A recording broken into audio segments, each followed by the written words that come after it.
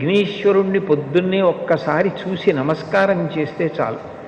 అది లోకంలో ఎక్కడా లేని విశేషం. ఒక్కసారి ఆయన ముఖం వంక చూసి నమస్కారం చేసి 16 నామములు ఉన్న శ్లోకం చెప్పి బయటికి వెడితే చాలు విజయం సిద్ధిస్తుంది అని. రెండవది ఆయన యొక్క అపారమైన కరుణ. ఇంకా అంతా ఇంత కరుణ కాదు విఘ్నేశ్వరుడిది. ఆయన క్షమించినంత తొందరగా ఎవ్వరూ క్షమించరు.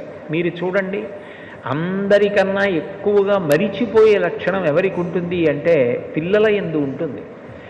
మీరు పిల్లలు అనేటప్పటికీ ఒక విషయం జ్ఞాపకానికి తెచ్చుకోవచ్చు.